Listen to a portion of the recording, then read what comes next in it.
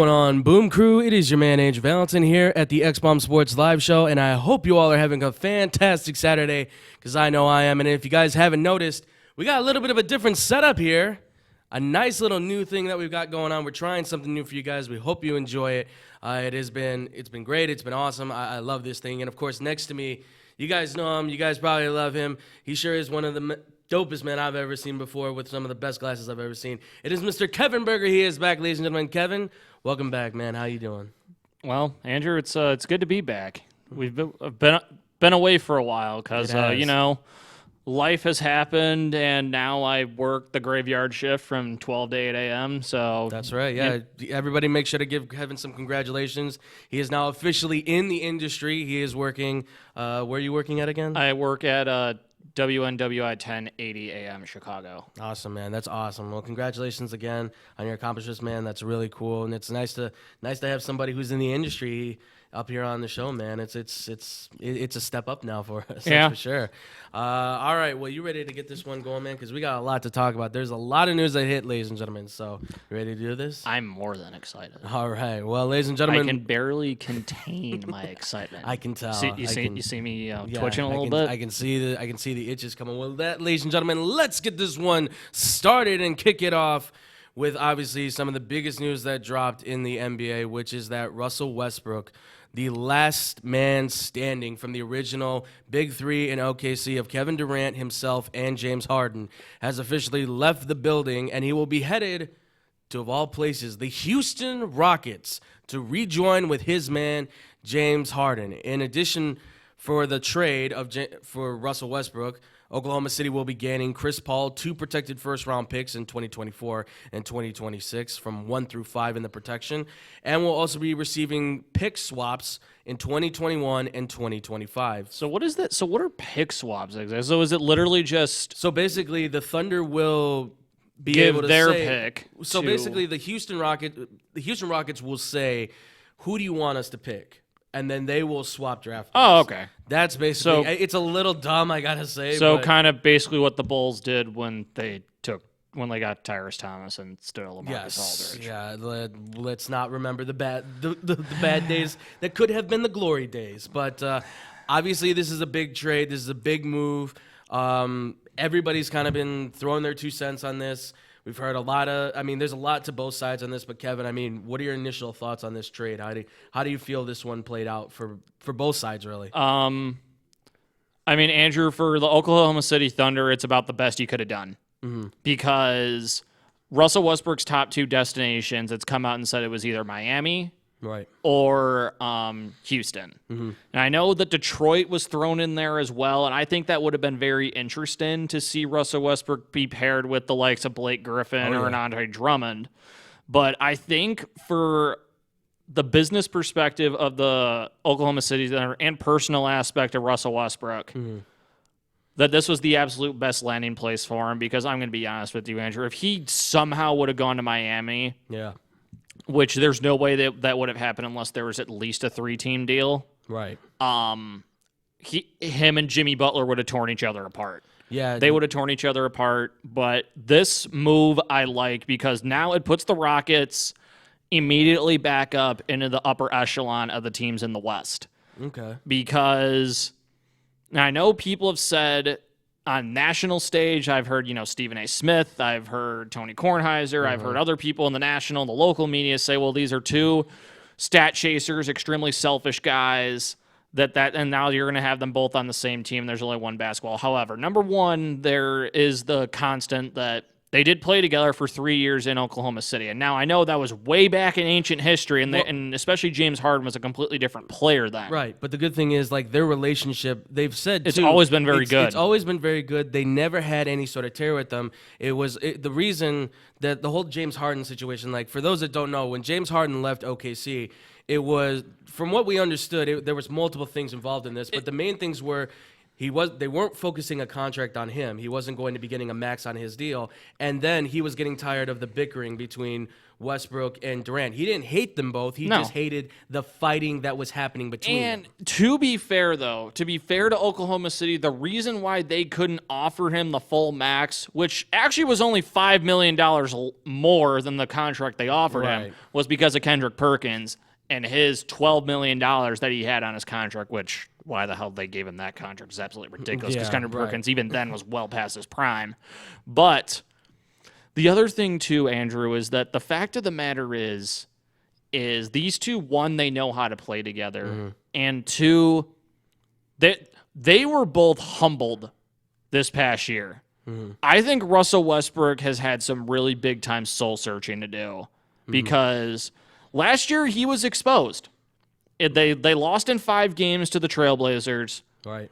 If they played that series 10 times, Oklahoma City probably wins 9 of them. Because Oklahoma City, by all intents and purposes, should have won that series.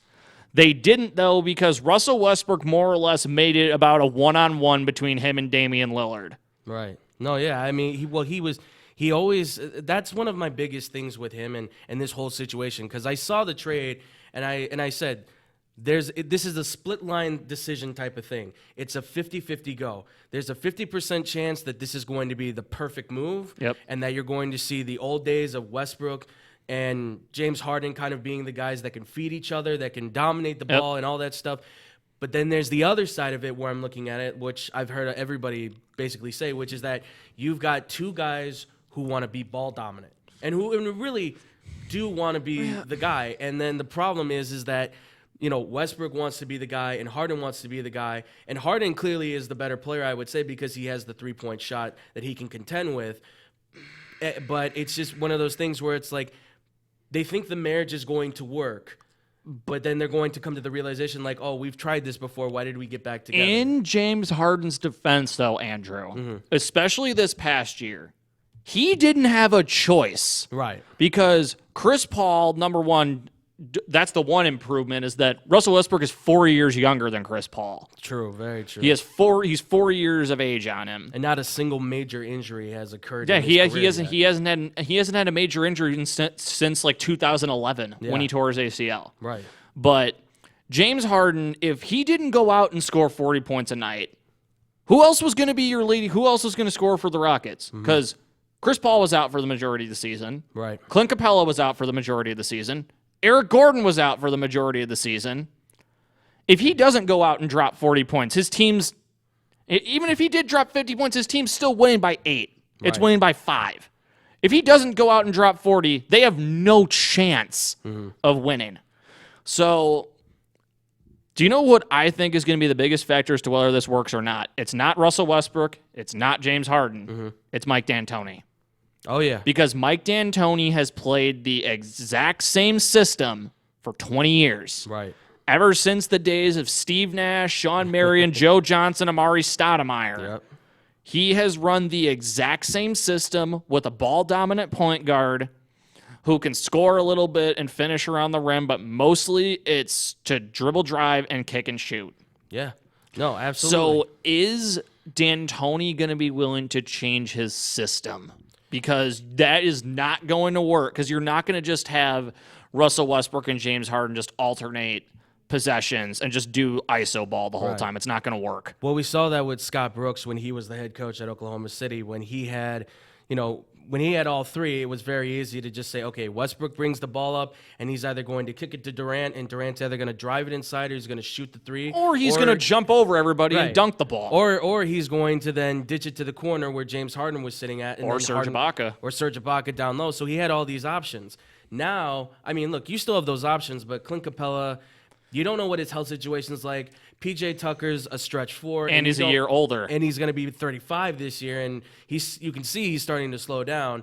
And Eric Gordon, while he is good, he's a streaky shooter. And he's also been and he's been plagued by injuries. Oh, Andrew. yeah.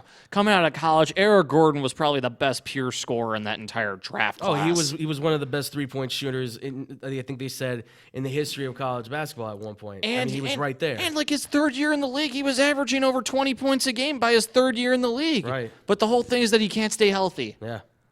So I mean, it could be a good setup. It's just, I think the biggest issue is, I mean, everybody's making a joke where they're going to need like 2 basketballs. But that is the thing. Like, how are you going to split, how are they going to split the time on this? Because my thinking is for this to actually really work out, Westbrook has to sort of say, he has to take a step back. he does. He has to say the triple-double stuff, number one, that's getting old. Like, it's like the comedian that you hear the joke 1,000 times, and it's like, it was funny the first time.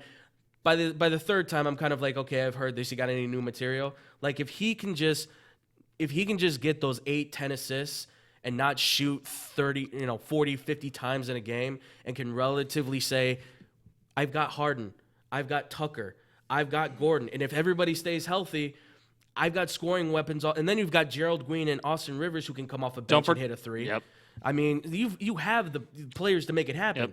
You don't have to be the guy consistently. And then you don't have to tire yourself out. Yeah, if Russell Westbrook, Andrew, if Russell Westbrook can give me about 20 points, 8.5 to 11 assists, Right. and then maybe like 5.5, 6 rebounds, Yeah.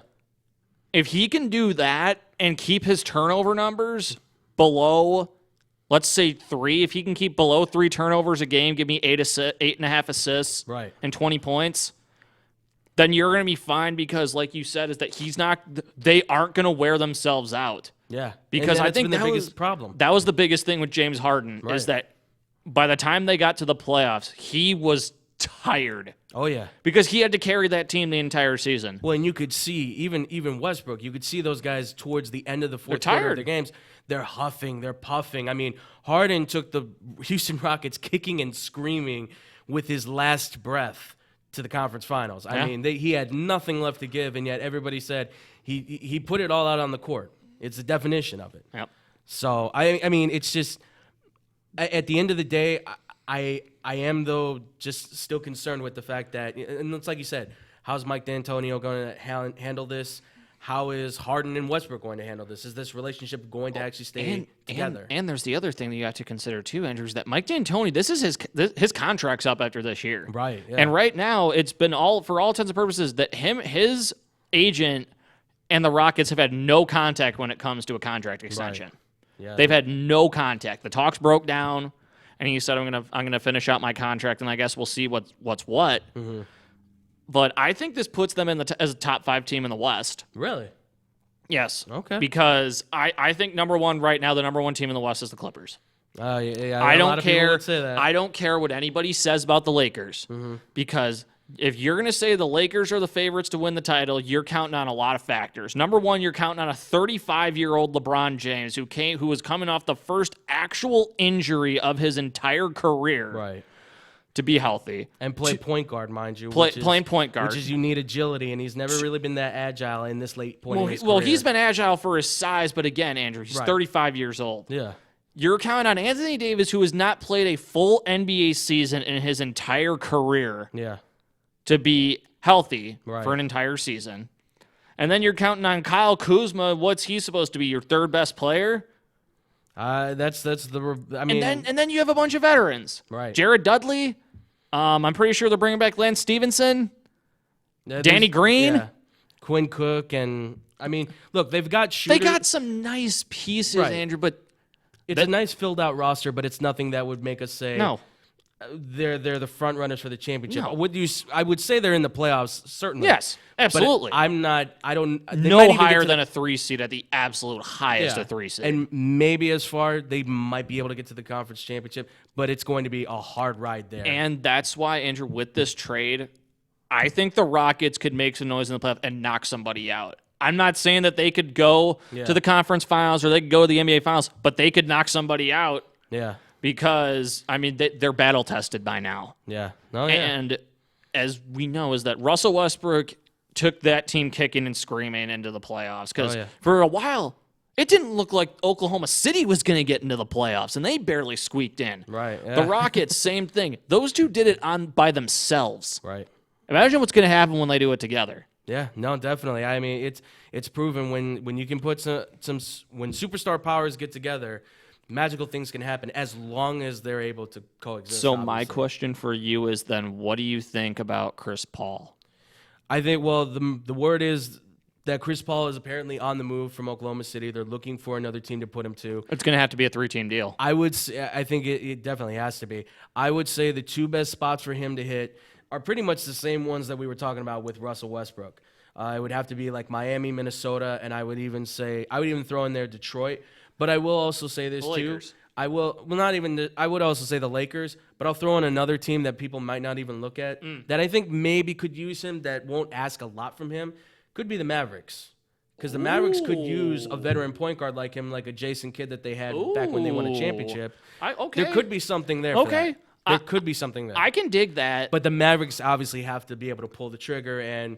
But you know what? Mark Cuban's been known to make those kind of moves. And I think of Chris Paul working with the Luka Doncic and Kristaps Porzingis now. Except the whole thing, Andrew, is he going to get along with his teammates? Because like, now it's been all but confirmed now. I know there was rumors when he was in New Orleans, rumors when he was in the Clippers. People were like, oh, Blake Griffin's being sensitive. DeAndre Jordan's out of his mind. No, Andrew, this has proven now that Chris Paul is a cancer in a locker room. People think that Russell Westbrook is a cancer or Kyrie Irving's a cancer. No, Kyrie Irving's just an idiot, so we'll get that out of the way. I mean, he's just a moron. I will say this. Irving and Westbrook display the symptoms of players that have the tendencies to lock into a mode and say, I just want to get the numbers, you know. But Chris Paul, Andrew, he just seems to alienate people. To me, it seems like Chris Paul wants to be a leader, which I'll say he is. But it seems like he wants it to be my way or the highway because I'm Chris Paul. Right. Except if to me, it seems like he wants to be like LeBron, where a lot of him is based off of reputation. Now, LeBron James is LeBron James. He's won multiple titles with multiple teams. Right. So guess what? If you're LeBron, you can get away with it. Right. Chris Paul hasn't even gotten gotten to the conference finals once, and that was on a team that he was barely even a part of for the entirety of the regular season. Very true. So if you cannot be a player like that, who albeit is one of probably the best point guard of his generation, top 5 easily, I would say, absolute top 5 point guard all time. I would put him up there, and definitely a superstar talent, definitely a Hall of Fame talent. Yeah. But you cannot treat other grown men like they're boys if you haven't won the titles to back it up. Yeah, you can't put your teammates down. I mean, this is the same stuff that people are saying now with Carmelo, is that, you know, and you had the whole Chauncey Billups thing. Chauncey Billups just said Carmelo's a great player. He's a great teammate and everything, it seems like, except when he's all of a sudden he has to hit 30 and that's his main concern, and then all of a sudden he's turning on everybody. And if that's the way you're going to act, I'm sorry, no need for that. And if that's the way, if he's truly going to be that way, if he can't reconcile with the fact that he's towards the end of his career. Yeah, Chris Paul has been on a decline quick, fast, and in a hurry, Andrew. Yeah. And I'm very interested to see what happens, because I know as soon as the trade happened, I saw a ton of people on my Facebook timeline saying, oh, they're going to buy him out, they're going to buy him out, they're going to buy him out. Oklahoma City's not going to buy him out unless they have no other choice. Right. Because he's owed $120 million. Yeah, I'm not buying that. Yeah. He's owed $120 million. You think that they're going to pay $120 million for a guy who to not even be on their team? I don't think so. No, I'm trading that as soon as possible. But again, the question is who has the pieces that they want? Because let's take a look at this. Miami makes sense, but Andrew, Miami has nothing. Yeah. They have nothing. Yeah. They don't have Hassan Whiteside anymore. Right. All they have is Jimmy Butler, and then they have Tyler Harrow, Justice Winslow, and they're not trading those guys. They're not trading those guys. They already traded Josh Richardson. Right. He would have been an attractive offer. I guess one guy I could say is maybe Dragic. I'm not paying Dragic's contract though for 1 year left. Yeah, that's true. That's true. He is owed a lot of money. I forgot about that. He's owed almost $30 million, and he has 1 year left on his contract. Where are you getting him for? I forgot that. Yeah, I honestly, I mean. So Miami has nothing. Yeah. Detroit, as much as I think they definitely have some pieces that you would like, Chris Paul is just going to complain about it, and he's going to say, no, I'm not going to play for you. Right. So if you're Detroit, is that going to be worth it? And also, you have to remember, there's still bad blood. Blake Griffin and Chris Paul left each other on a very sour note. Right, that's very true. So you got to consider that. And then also, there's Reggie Jackson's already there. Right. And Derrick Rose is there. Right. So are you going to trade one of them? Because you're going to have to trade one of them. Because Chris Paul's not going to come off the bench. Yeah. You already know that's not going to happen. No, yeah. Minnesota's interesting, but Andrew, I feel like that'd be another repeat of the Jimmy Butler situation in terms of the dynamic between him and Karl Anthony Towns. Oh, yeah. Because one of the trades I heard is that, they'd have to package Andrew Wiggins. I don't really know how much of an attractive offer that is anymore, Andrew, because Andrew Wiggins, I'm sorry, he's been a colossal disappointment. I mean, I'll say this for OKC. Honestly, for OKC, I think it wouldn't be too bad because he is still young. And at this point, they're saying, look, we want to get younger, we want to rebuild, and they've got 17 draft picks in total from the first round and the second round. They're going to be packaging these things. They're going to try to move up into the top 5, top 10s for the next couple of years. Because I've looked at the draft class for the next couple of years. If everybody is coming out after 1 year, they're going to be built. I mean, if they can trade up into the top 5, they're going to be getting some super talent. If everybody stays on this course, they're going to be building up a good team, but it's a team that's not going to be good till like 2030 or something like that when everybody's got experience. And the Bulls will still be rebuilding by that time. Let's hope not. Let's definitely hope not. All right, well, ladies and gentlemen, away from all that noise and nonsense there in the NBA, obviously all the stuff is done there, free agency, all that. So now we move into the sport that is continuing on, that never seems to end. It is baseball, ladies and gentlemen. It's because it doesn't end. The games are long, ladies and gentlemen, but you gotta Don't even get me started on a Red Sox. Andrew, that Red Sox-Yankees series that they had over in England, that was the worst possible matchup that you could have for the English to actually see American baseball. And you know why? Think so? Well, yes, because think about it this way. The average baseball game is about 3 hours and about 20 minutes. Mm-hmm. If it's a Red Sox-Yankees game, you double that. Yeah. It's usually about a 5-hour, 6-hour event. So then you have the English over there thinking, oh my God, this game of baseball is 6 hours long for a single game.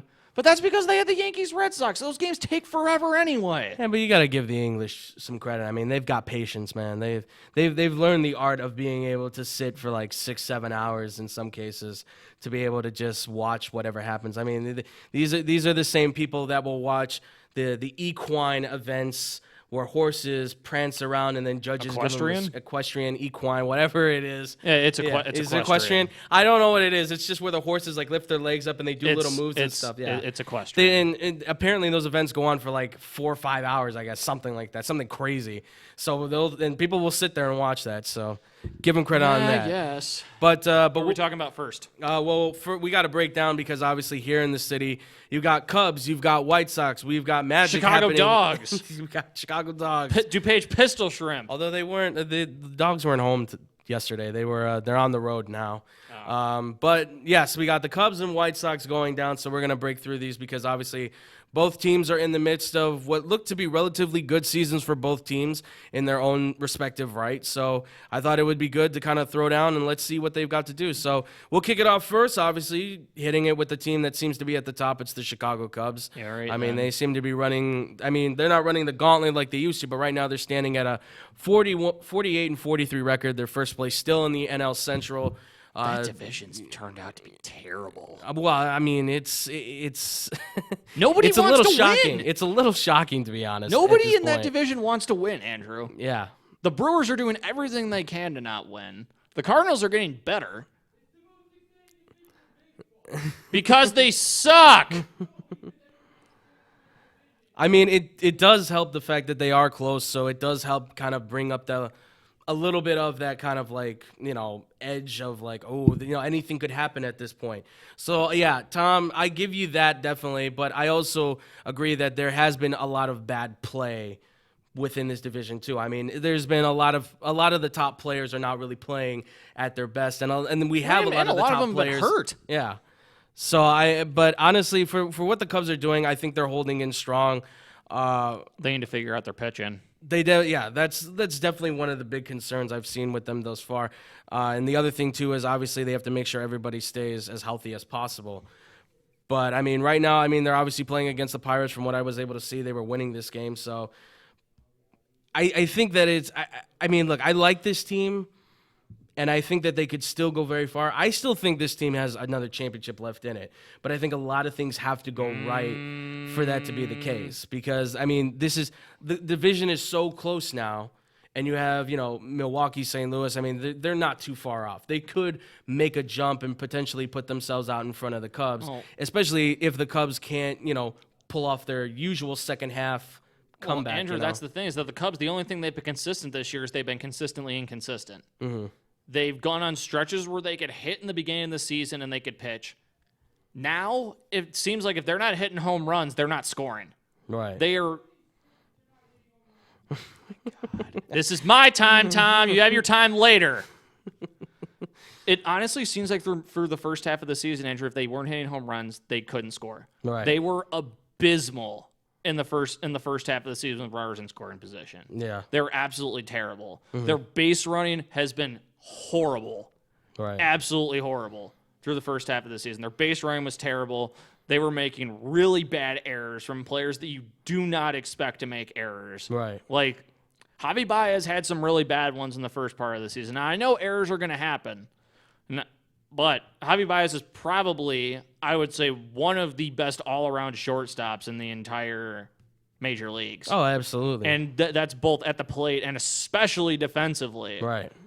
But they just have not been able to put it together. At least in the first half, they were up and down. They're lucky that they were at the record they were at the All-Star break, because they easily could have been under 500. Yeah. Well, I mean, what was it? I think I saw yesterday's game, I think it was, where Hayward hits the single, and he just got it off to be able to get the Cubs that final score to be able to win. And I thought, if that ball flies the opposite way, this game's going extra innings, and they're probably losing the game. And the only reason they score is because Chris Bryant's a dynamite base runner. Yeah. Oh, absolutely. And I mean, I don't want to be too harsh on the Cubs pitching, because I think, like, I'll say this: Darvish, I think yesterday it was when he pitched. I think he had an outstanding outing. I think it was one of his best pitching outings. He's turned it around this year quietly. But it seems like as soon as the guys that were sinking last year are starting to make they're starting to figure it out. Everybody else is kind of having their little drop-off moments. I mean, Kyle Hendricks had a few bad outings here and there. Kyle Hendricks is he still hurt? No, he's back. He's back. Yes. Cole Hamels is still on the 10-day injured list. So, and I mean, Quintana again has been up and down. Yeah, Andrew, John Lester's age is starting to show. Oh my God! Yes, he did hit a homer. Yes, congratulations. But in terms of pitching, yeah, I agree with you. The age is starting to show on John Lester. I mean, I still think he is very reliable. Don't get me wrong. Yeah. I mean, his ERA is still under 4.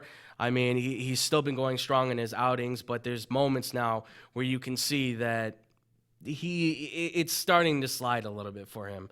I mean, I don't know. I mean, I find it difficult because I still feel like he is a guy that is getting better as he's getting older, but now I think maybe he's hit that plateau. My question to you is, I know you said that they could still go far in the playoffs, and you think they have probably one more championship left in them. Mm-hmm. If you put them up against the Dodgers right now in a 7-game series, do you think the Cubs win? Ooh, honestly, right now, by all intents and purposes, the Dodgers are the best team in the National League. I have to say, I think I would give it to the Dodgers just because the energy that they're building within that team. I mean, I think there's an even match on each side. Like, they each have their player that matches up with the other player. But the Dodgers, to me, I mean, that team right now is just running the course. And at this point, it's kind of, I heard it on I think it was I think it was MLB Network, I think I heard it on. Somebody said, this is the year for the Dodgers, and if they can't get it done, they're never going to. Things might really have to drastically change, because this may be the point where Kershaw's like, I want out, and you might find the team trading away guys like Jacques Peterson and Bellinger. Who knows? I mean, they may do a whole teardown. It would be stupid, but I mean, who knows? Well, the team might see right now. Andrew, I think this is the first year in like 3-4 years where Clayton Kershaw's been healthy. Truly healthy. Yeah, you haven't heard one peep about he hasn't had any issue. back issues at all, and that's been the big thing. Is I know you said elbow, I know he's had like a hamstring issue or something like that, but it's been his back. Yeah, he's one of those guys that I forgot who said it, but somebody said. They asked him in the locker room how he felt, and he's like, my body feels like I'm in my 20s, but my back is feeling like it's in its 50s. Yep. And that's something similar to what happens when you're a power pitcher. Yeah. Well, and to relate that to like Sandy Koufax once said, like, the rest of my body feels like I'm 30 years old, but when I look at my arm, and my arm feels like it's like 65. And that was about the time he was getting ready to retire. So, I mean, but yeah, I mean, for the Cubs, I mean, look, this team still has a shot. Yeah, absolutely. They've been always good in the second half of the season. They always seem to turn on the juice. It's just a matter of... Are they going to be able to sustain it long enough? Because, Andrew, exactly. Like you said, they had that run at the beginning of the second half last year where they looked almost unbeatable. Absolutely. And then they ran out of gas. Yeah. So particularly in the rotation. So are they going to be able to string together enough victories long enough? Are they going to be able to go, on like... a 2-week stretch where they win 9 of 11, 10 of 12, and then, they maybe drop a game or two, but then, then they pick up and they win 5 of their next 6 or something like that. Right. Or are they going to go off on a tear and win 15 out of 17 games, but then drop 8? Yeah, and that's the thing is consistency has to be here, especially, I mean, like Tom said, I mean, to me, the closeness of this race, I mean, you both made the good points, is that the closeness of the race says that... It makes it exciting. It makes it exciting, but it also does say that this division does have it has its issues here and there. And it's scary for the Cubs too, Andrew, because what happens if Milwaukee figures it out? Right. What happens if St. Louis figures it out? Any of those teams could go on a run just as easily as the Cubs could. Yeah. No, yeah, definitely. I mean, it'll certainly be interesting, but... I mean, for right now, this team's holding strong. Hopefully, it can hold out, win the division, go into the playoffs, and continue to tear through. So we'll see what happens there. Now, quickly, we'll hit it here on the White Sox. I mean, obviously, this team not in the same position as the Cubs. I mean, 42 and 45, impressive, but not obviously. It's definitely better than I thought they would be at this point in the season, Andrew. Oh, without a doubt. They have really surprised me beyond a doubt. The fact that they had 3 All-Stars this year and 2 of them were not named Jose Abreu. The fact that they had 2 All-Stars not named Jose Abreu was remarkable. Oh, yeah, that was shocking. Yeah, for those that don't know, James McCann,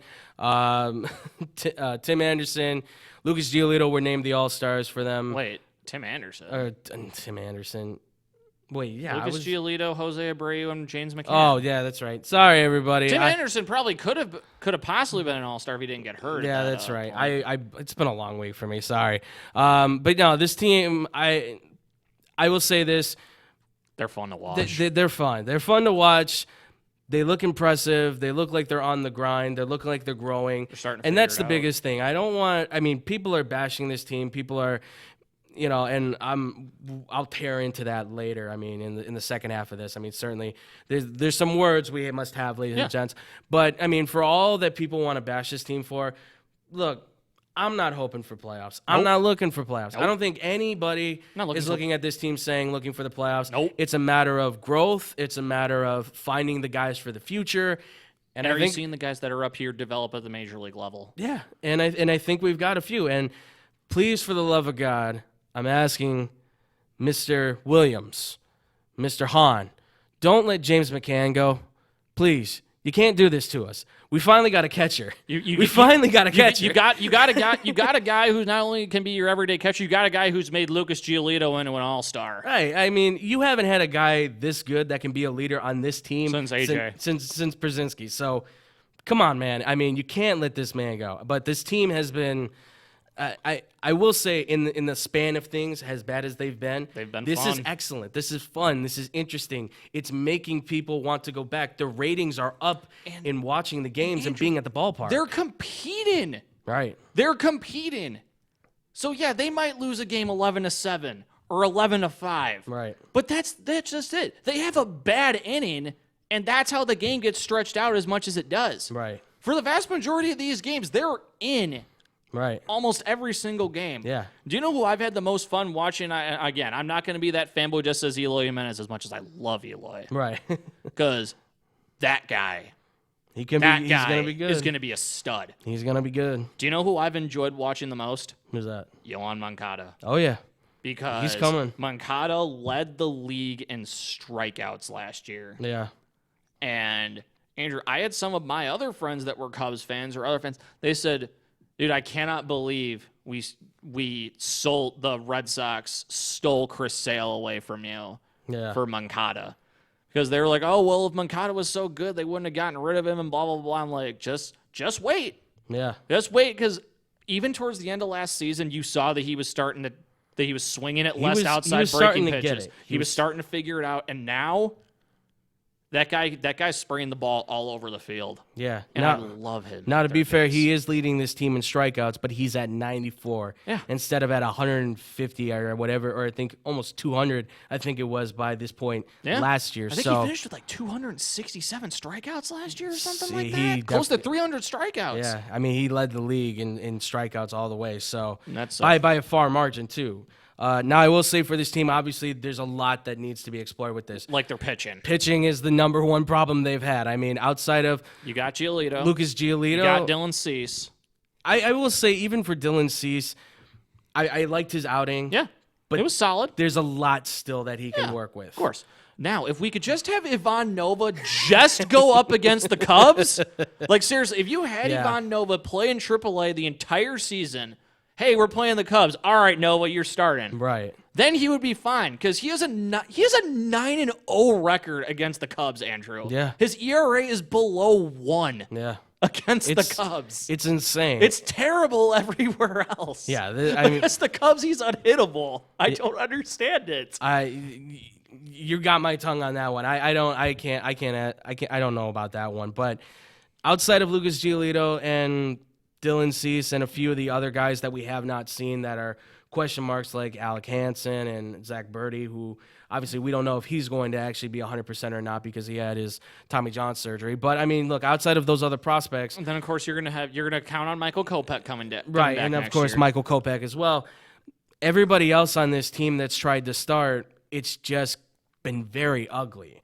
And then the bullpen, you look at that, and that's getting even uglier. I mean, we've gone through outside of column A. That's about it. Yeah, that's the biggest question that I have, Andrew. Mm-hmm. What are they going to do with column A? If they can't find somebody to give them, because it's not going to be terrible if you keep him. No, I mean, look, if you can keep him, absolutely. If you can keep him on the roster. If you can get a busload of prospects for him that are good prospects, then I say trade him. That's the thing. If you set your price.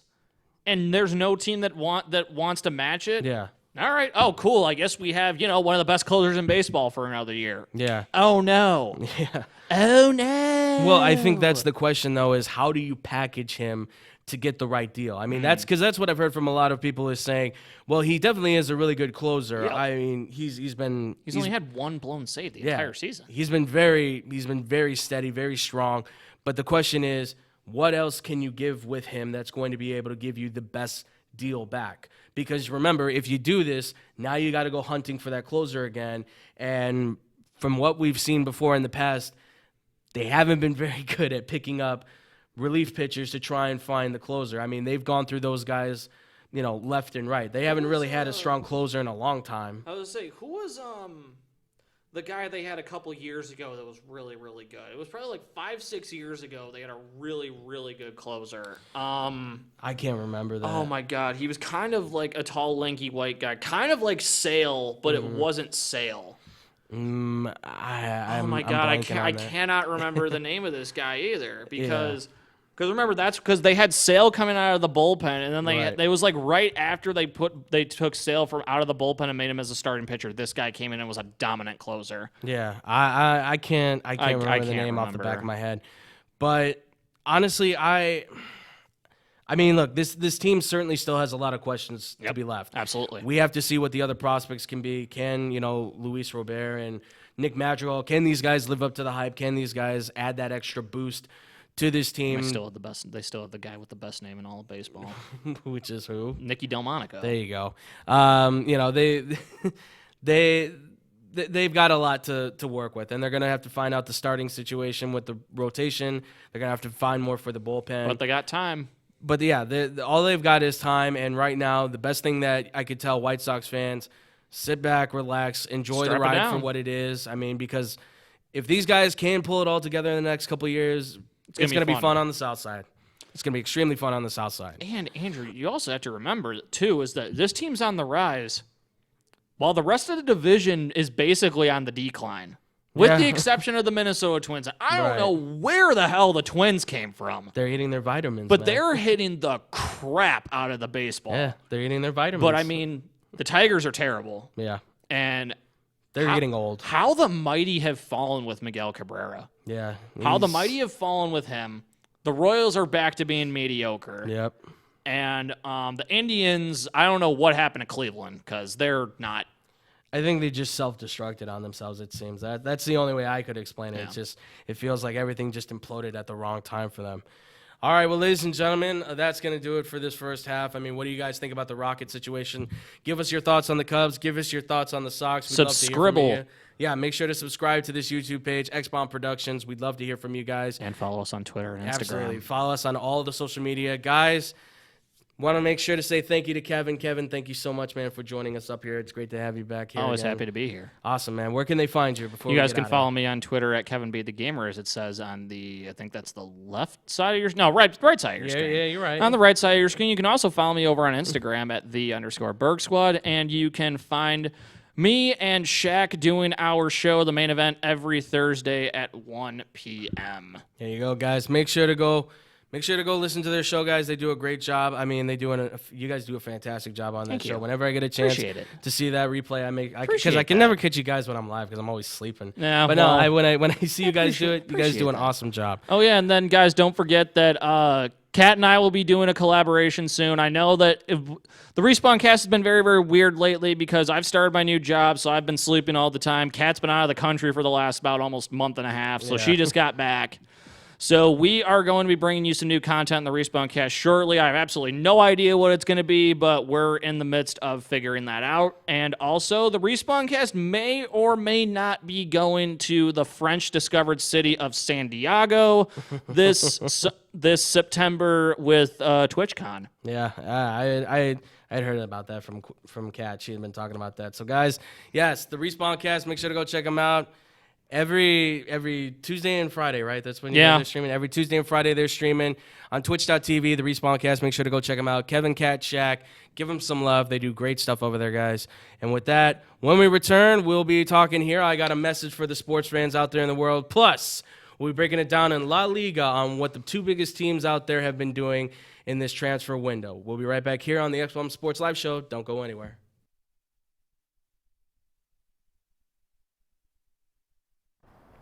Man, are you still working out? It's like 1,000 degrees. Intense heat is nothing.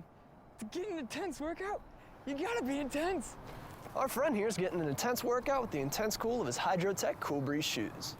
Which brings your feet a cooling sensation that is the best on the market today. Can only be explained with one word. Intense! Whether you're working out hard or just taking a stroll, these shoes have got your back. Or I should say, your feet. Aren't these shoes intense? Maybe a little too intense, but there's no doubt they're cool. Man, I'm so hungry. I need somewhere to eat fast. I have no idea where to go. Psst.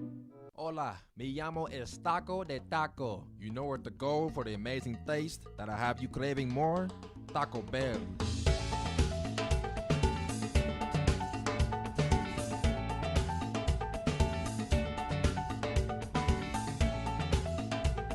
Can I get 20 tacos, please? You got it.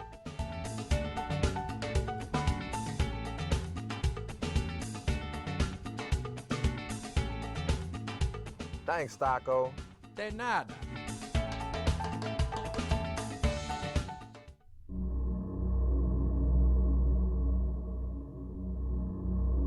Good.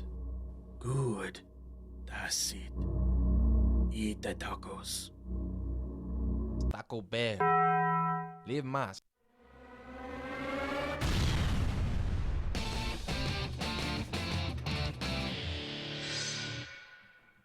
And welcome back, Boom Crew, here to the X-Bomb Sports Live Show. I am still Andrew Valentin, sitting here looking beautiful and as pretty as ever. I mean, look at me. I'm gorgeous. All right, enough about me, though, ladies and gentlemen, because next to me is the man who still cannot come on this show without wearing green. I don't know what else I could do.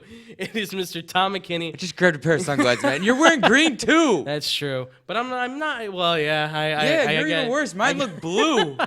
I got slammed for that, too, but even still, he's and I here. still represent sports more than anybody. You are representing a lot. I mean, you've got Rays, you've got Chicago Dogs. Are those Notre Dame glasses? They were at one point. All right. Well, Tom McKinney, ladies and gentlemen, is here. Tom, how you doing, man? I'm doing good. You Good? know, Yeah. It's Saturday. It's Saturday, so you're just chilling, you just loving hanging out. Yeah, you know how it goes. It's Saturday, but it's too hot out to do anything. Yeah, I know, man. Well, I mean, luckily you don't have to sweat like I do, so it's not sweat, ladies and gentlemen. I just naturally glow. That's all it is. He's a vampire. Yeah. All right, well, ladies and gentlemen, we got to kick this second half off. You ready to do this, Tom? Yeah, I guess. All right, well, let's kick this second half off, starting with a little message I've got for sports fans. This is a little segment I'm going to call Let's Get Real. Is it the 0 to 100 Cubs and Sox fans, a.k.a. Joe DiGiacomo? No, it's not that. It's not that. Although maybe one day we'll have an intervention for him on this show. For a lot of those For fans. a lot of the, yeah. Those are the worst. So basically what I wanted to talk about is, like, last Saturday I was watching the Crosstown Classic. And Oh, is it the fight in the stands? Yes, it's about the fights. For those that don't know, there was a giant fight that happened in the stands I heard between it was all started by Cubs White and- Sox fans. There's a lot to this. I mean, look, there's been... Typical Southsiders. This is the point I'm going to try to get to here. You've got White Sox fans and Cubs fans, more than 20 people basically fighting in the stands, and then you've got another group who are fighting in the concessions with each other. Man, you want your beer and hot dogs. It doesn't matter. The point is that the reason I bring this up is because I was, for me personally, I was upset with this. Let me ask I you, was, yeah. Let me just bring up one thing. This always happens on the south side, though. It never like, you don't see this at Wrigley. Like, all right, yes, we had the incident last year in the summer, whatever. But, like, when it comes to the crosstown and stuff like that, and except for a few occasions, it only happens when the Cubs play on the south side. Well, I You mean, never see a Cubs-White Sox fight happen in the stands happen at Wrigley. look, yes, I will contend with that. It seems like certainly at the field on the south side, it definitely seems like a lot of that happens. But I will say this, this stretches beyond the fight, because this also goes to because look, we've had our experiences with social media and stuff. I'm just getting sick and tired of Cubs fans, and this is the pinnacle point where I'm saying White Sox fans and Cubs fans, can we just not get along? Is this No, you such an can't. issue? No, because it's just the Red Sox Yankees. They can't get along either. They don't like each But other. this is ridiculous. Why is it ridiculous? It makes for great Because we're sports. in the same city. So? this is a big problem in sports. Then we've got some bad fans. If this is how we're gonna act, Chicago's got some bad fans. Then But you see it all around. okay, but Boston and New York are on two But different. I'm not even saying in Boston are and in New York. two different areas. I'm not even if saying you want to Boston count and New that York. rivalry. You see it in every sport. You see it in hockey. You see it in basketball. How many times have we seen basketball fights between two teams that are in the same city? Yeah, but we're not talking about the teams. We're talking about the fans. That's what I'm saying. Between the fans are between fighting. Between fans. We see it all the time. It doesn't matter. Yes, it's terrible that they're fighting in the stands, but at the same time, it all starts because of one thing, and that is always the fun part about games that is most expensive, and that is drinking. And you get that one older guy who pushes something too far.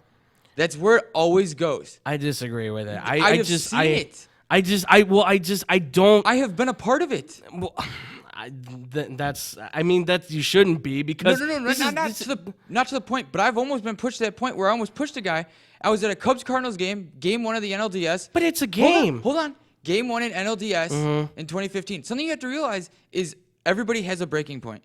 And that breaking point is finally when you snapped. And what happened is he kept just going on and on about how the Cubs don't have a World Series, not letting me enjoy my game. First time in Busch Stadium, why can't I enjoy the game? It's one older guy. Everybody else around me, Cardinals fans are beautiful people.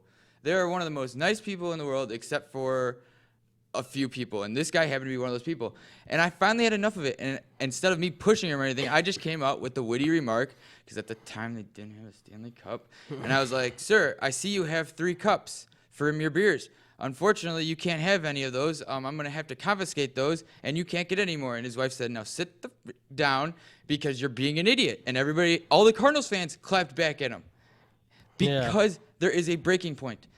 We are human. There is a certain point. I could literally sit here and just rip on you the whole time. And to a certain point, you're going to finally say enough's enough and either hit me or you're going to do something worse.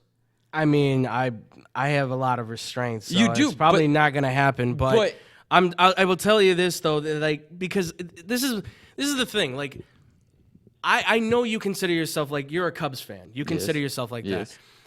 I have called myself a White Sox fan, but I've stopped doing that because now I consider myself a supporter. Get out. Just hold Those on. are the worst type of people. It's because here's the thing is that I cannot look at that team, and while I do love to support that team, I cannot fully say that I'm also, not going to rip on them. Of course I'm going to rip on them. Well, yeah, I rip on the Cubs. I mean, but I'm not going to say I'm a fan at this point. That's what 'cause we are a fan of. Fans are fanatics, and this is the type of thing that fanatics do. If this is the length that you're willing to go to show there's your two different love, types of fanatics. So there are the extremists. I'll give it 3. Mm-hmm. There's the extremists. There's the 0 to 6. I call them the DeGiacomos. Yeah. That just take to social media and go, oh, this is, but then disappear when they're doing good. And then there's the fans like you and me, in the sense of you're a diehard Bulls fan. Like, you don't root for any other basketball team, do you? Like, No, I do. Okay, but That's the thing is that I don't just stick with one. I mean, because of what we do here, Yes. I can no longer just But you stay can with be. my team. You- I put them at the top of the list. But I've you got a root list for now. them. You root for them, and you're harder than them than any other team. Yes. You are a diehard fan then of the Bulls. So you are going to rip on them. I am going to rip on the Cubs. I'm going to rip on the Blackhawks. I'm doing it now. I am a diehard Blackhawks fan. Yeah. Yes, I love Boston in all sports aspect, but that's because I like the history of the city. I like their history of their sports, and I have a team other than in basketball that they are in opposite divisions of every team I root for, in opposite conference. Other than basketball, they're in the Eastern Conference for both.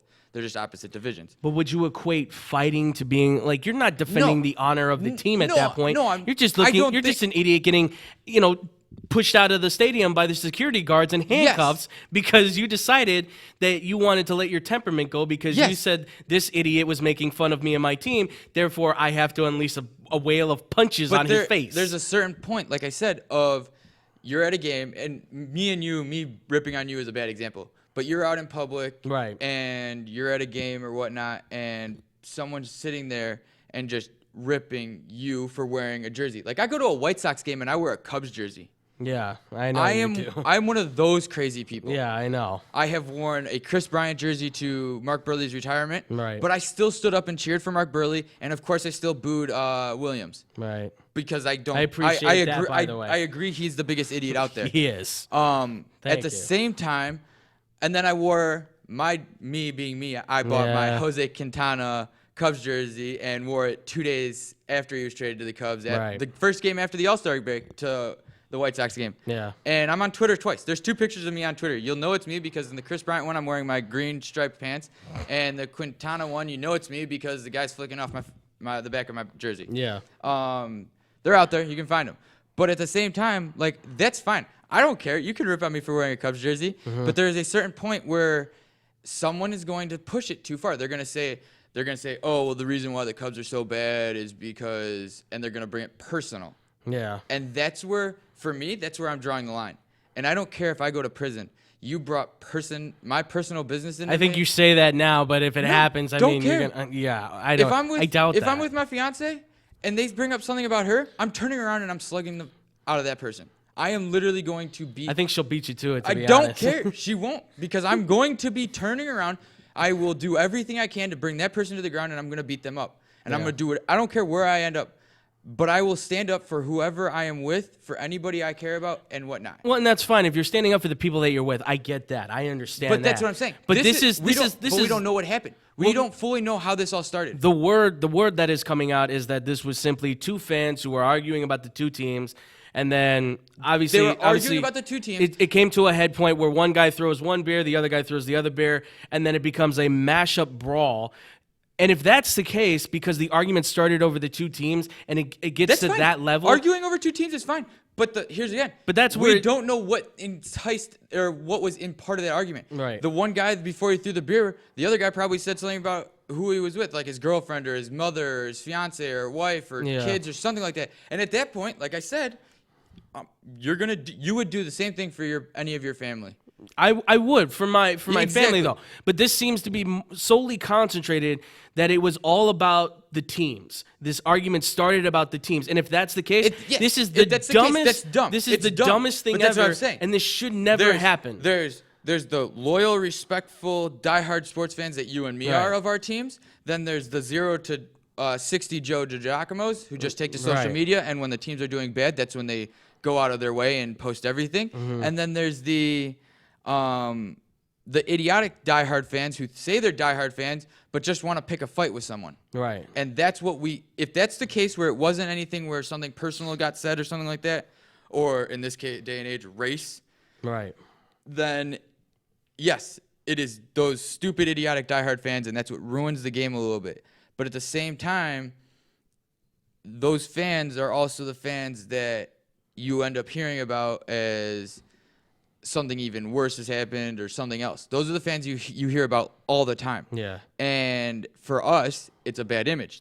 Like Cubs fans, everybody's like, "Oh, Cubs fans Yeah, are idiots and they're thugs."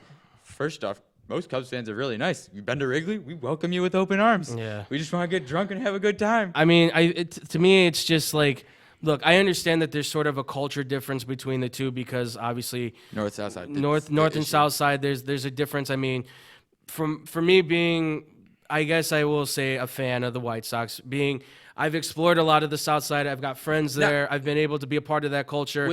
And I've always been told that North side has been, the Wrigleyville, it's bougie, it's white, it's rich people, it's people, it's the guys that have the button-down shirts, the businessmen in there. It's predominantly a lot of white people and stuff. I mean, let's get real on this. I mean, that's what this segment is for. It's like that's what we equate it to. I'm a perfect example. Right. My mom's a White Sox fan. My dad's a White Sox fan. I was a White Sox fan till I learned Sammy Sosa was a Cub. Right. And then I started watching Cubs baseball, and it was exciting. Yeah. And ever since then, Cubs fan. Yeah. So I'm a perfect example where I was a White Sox fan very young. Right. And then, in my eyes, I learned the true team and started rooting for them. I mean, well, that's the thing is like I just want the fans to kind of don't fight. All right, look, both teams right now are having Cardinals don't fight. Yeah, I mean, both teams right now are having excellent years by their own regard. Okay, Cubs are in first place in the NL Central. Look like they might have a chance to go win another World Series title. All right, White Sox looks like maybe next 3-4 years could actually be a really good team. Maybe even win the division. Who knows? I mean, we could have excellent baseball in 5 years from both teams, and who knows? This Crosstown Classic could be outstanding at that point. I don't know. We could be looking at something new. My favorite moment from the Crosstown Classic, again, it happened on the South Side, was when that scum AJ Przinsky had to swat his hand on home plate. Oh, now you're just being dramatic. Go watch that replay. Go watch that replay. I know, we've talked about it before. Yeah, I've seen it. He's slid. The ump had already called him safe, and he goes over dramatic and goes, pound on home plate. You deserve to get punched in the face for that. I don't know about that. You deserve to get punched in the face. But certainly Przinsky, I don't doubt that he probably also said something at the same point that he probably put that hand down. But you don't go over dramatic after you've already been called safe. Yeah, I know. Well, look, I mean, I'm just, and look, this doesn't equate to all the fans. This just equates to the fan, like you said. There's these fans that seem to go out of their way. 3 categories. To just kick it to the next level. The diehard fans that are loyal, respectful, and are welcome, open arms to. Obviously, I'm gonna boo fans from other teams. I go to a Blackhawks game and the other team scores and that fan jumps up. Yeah. Or I'm sitting next to one of their fans if they're playing Detroit or something like that, and my team scores. I'm gonna look at him and be like, ah. Yeah. Well, And- look, perfect example. When we went to Notre Dame, and I went to my first ever Notre Dame game, we were sitting there, and right in front of us were Florida State fans. Literally, Florida State fans. Some of all the around nicest, us. some of the nicest people we could have ever probably met. The only worst thing we had, and it was funny, was one guy goes as he's leaving the game because for them it was ice cold. We were freezing. It It was cold for us too. all right, it was but- cold, but for us it's like normal cold. Yeah. For them it was like Right. But for that was one guy, he goes, and I'll never forget it. He goes, "We'll see you guys all in old age and when you retire down there." And in my head, and I still think of this, and you and me have talked about Yeah. it. I'm not retiring to Tallahassee. No. If I'm gonna retire to Florida, I'm going to Orlando or something. I'm at in least Miami. there's something. Yeah, at least there's something to do in those cities. Tallahassee. Yeah, I just want to go see Florida State. No, Florida State's trash. Yeah, I mean, look, this is just something that I had seen the fight. It got me upset. I just hate seeing baseball fans of two teams who are doing very well fighting in the stands when they could easily just be like, you know what, both of our teams are doing excellent for where they're at right now in their progression. Why can't we not just embrace it? Can't we all just get along? That's all I ask. Can we all just get along? Can I just go into my couple of quick things from the segment before all this? Which is what? First off, the Cubs always do terrible right at up to the All-Star break. That's true. It is proven since Joe Maddon's That's been been here, their problem. They've always struggled those last 2 to 3 weeks right Right. before the All-Star break. Even the year they won the World Series, Yeah. everybody was like, "Oh God, I don't even know if they're gonna do it." Then they turn it around and go. I sent you the stats for their pitching. I had They're seen it. second in ERA since 2015 after the break. They're first in the other two categories, and they have the best win percentage since. Well, no, and I said that the second half they've always done very Yes. well, and that's The that's other thing. The other thing I want to say, and it goes to what Kevin said about the game in England, Mm-hmm. for them to have the two worst teams to choose of, and the Yankees and Red Sox. Those are the two best teams to go play overseas for your first game over there to try to broaden the game. Those are two storied franchises who had the best baseball player of all time play for their team. Now, granted, when he played for the Red Sox, he was forced to be a pitcher. Right. And when he went to the Yankees, that's when he became the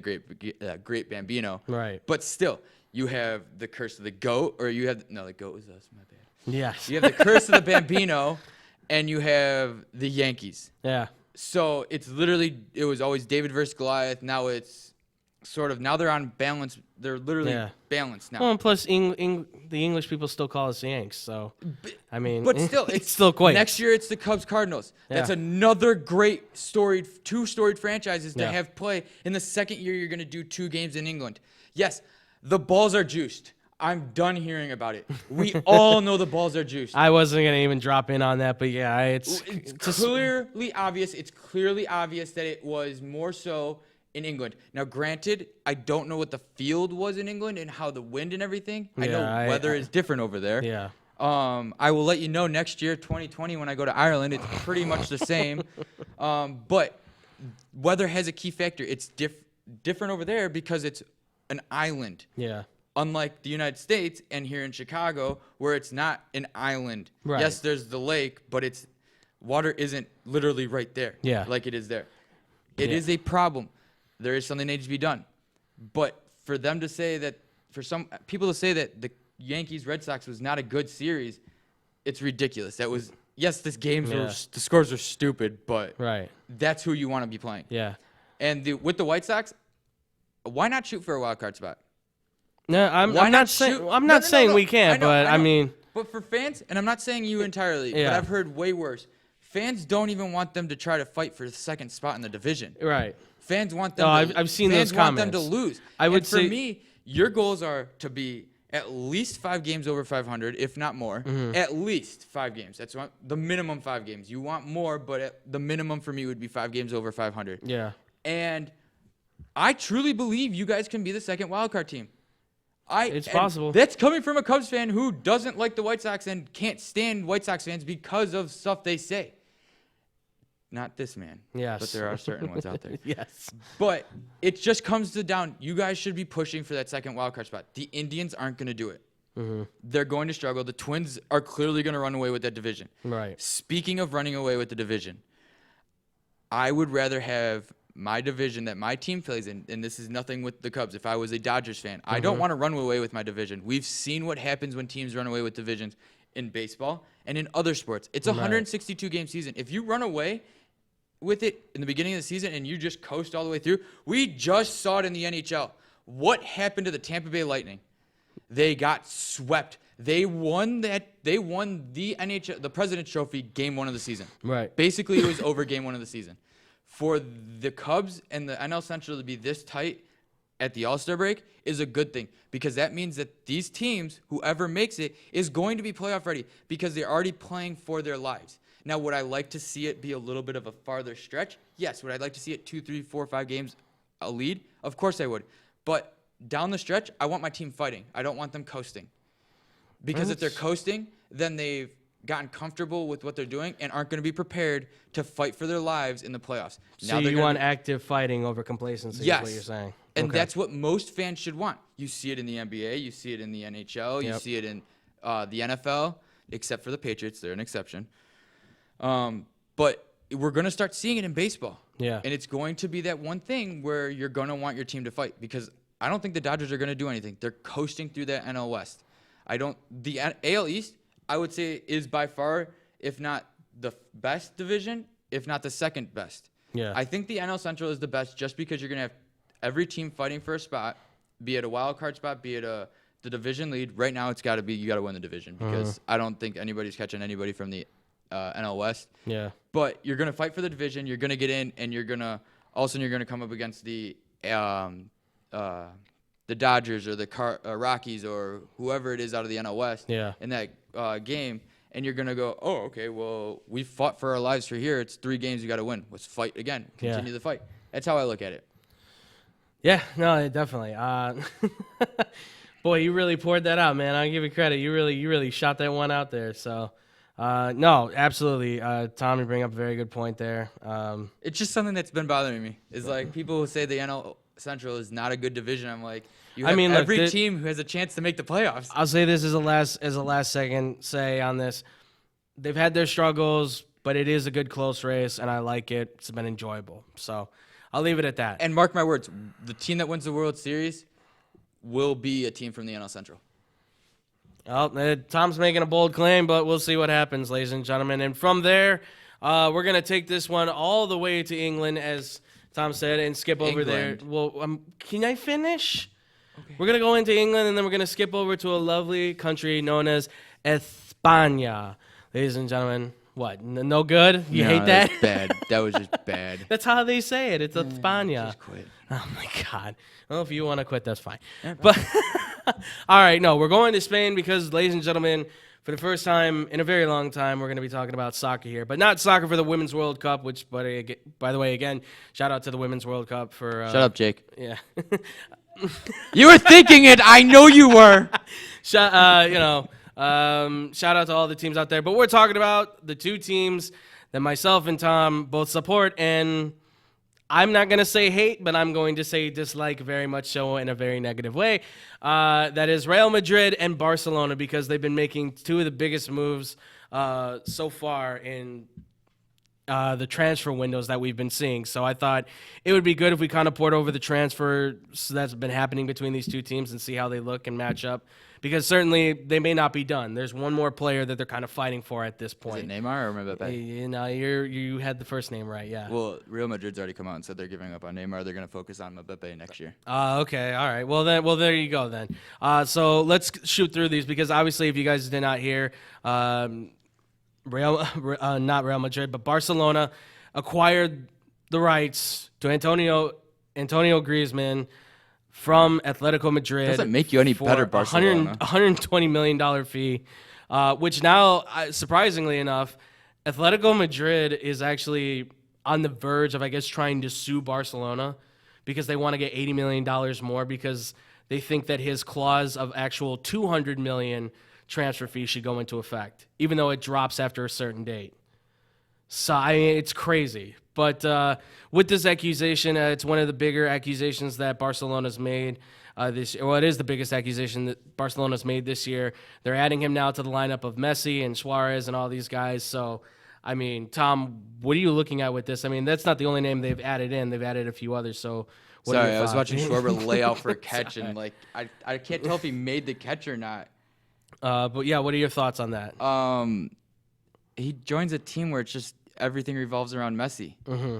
Like, you should have gone somewhere else. Go to the Premier League, go to the Bundesliga, go to Liga 1? Ligue 1? Yeah, Ligue 1 in Yeah. Italy and stuff like that. Like, if you want to stay in Spain, stay with Atletico. Atletico's not a bad team. As No, much they're as not. I hate Atletico, but Yeah. that's just because of Hala Madrid. Right. So, like, it's difficult to say, like, how it's going to work out. I don't think it makes them better in La Liga, yeah, but Real Madrid doesn't care about winning La Liga all the time. They'd rather win Champions League trophies every year, the Club World Cup trophies every year. Yeah. Like, they have no problem losing La Liga every year. Yeah. Well, I mean, it's not even just central focused. I mean, within the league itself. I mean, in terms of like the wide open range. I mean, certainly I think this helps. This definitely gives Barcelona a big boost. I mean, with They'll still choke in Champions League. you think so? Yeah.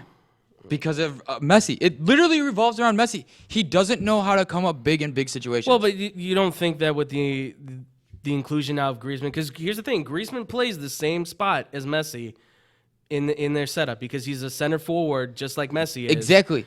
What are you So- going to do? You're going to move Messi over? No, you're not going to move your big star over. You're going to move Griezmann, and that's going to mess him up. I mean, I don't know if he can. I'm sure he could probably try to play wing, but that's gonna mess some things up. That's the thing. They're going to is move that- Griezmann over Messi, and you know that. Yeah, and I mean, well, that's the thing is I don't know. Maybe they're gonna split their time. I have no clue. Maybe they're getting ready for time after Messi. I mean, who knows? You know, certainly Messi doesn't seem like he's slowing down. He's still able to score. I mean, but like you said, everything kind of revolves around him being the guy We saw that it. finishes. You saw it So- in Copa America with Messi in Argentina. He will never win a trophy with his national team on the big stage Yeah. until he realizes he needs to be a team player. Right. Now, I will say this, the acquisition of Frankie de Jong, I believe that's how you say his name. He's a center fielder from Ajax. I think this guy is very impressive. He was the star 22-year-old for the Ajax team that went far into the Champions League there. I mean, he stepped up big. He cost $85.5 million for his transfer fee.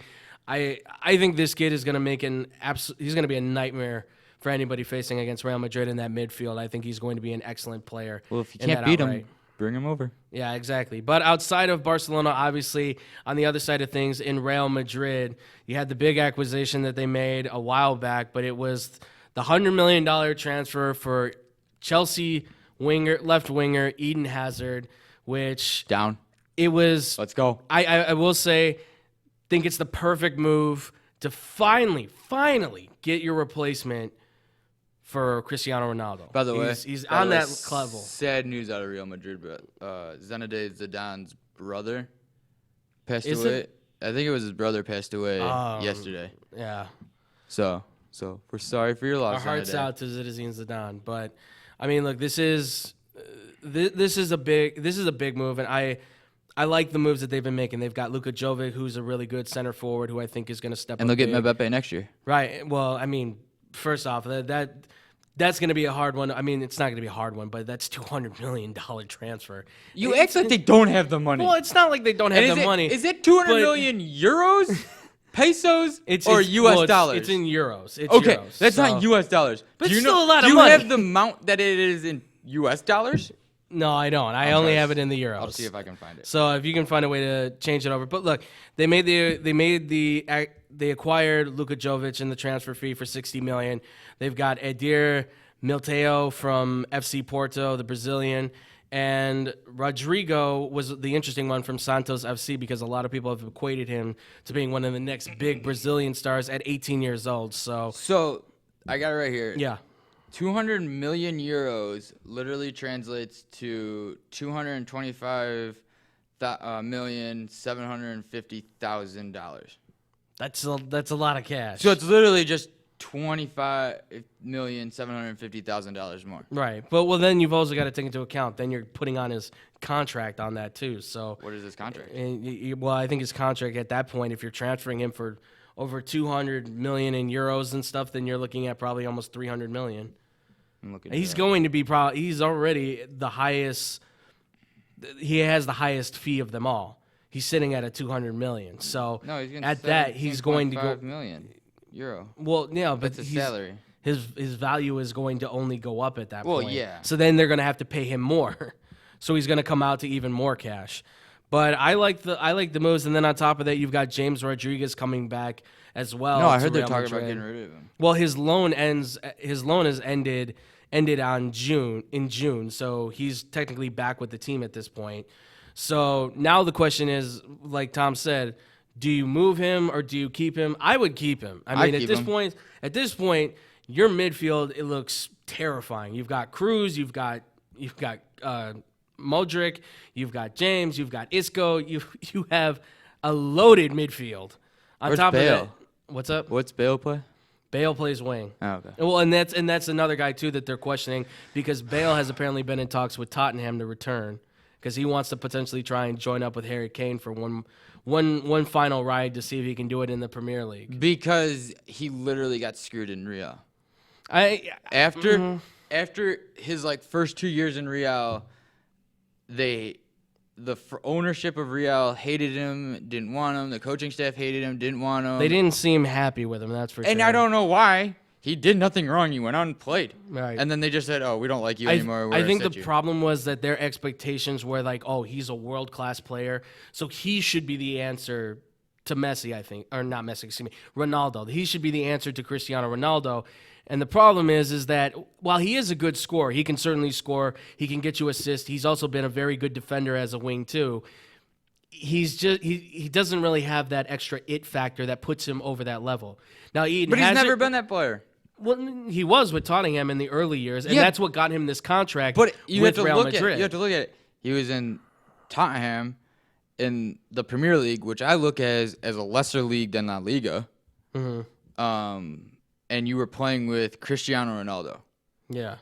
Your focus is now, it was all on you when you had to be that flashy guy. Right. And now you really don't have to because you have Sergio Ramos, you have Modric, you have Cristiano Ronaldo, and you're like, oh, well, I'm going to just go out and do what I do, Right. and it shouldn't be a problem. And for some reason, it's a problem, and I don't agree with it. Well, who knows? Maybe this will be the perfect setup because now you've got Eden Hazard who can kind of take over and be the premier superstar. You still have Benzema.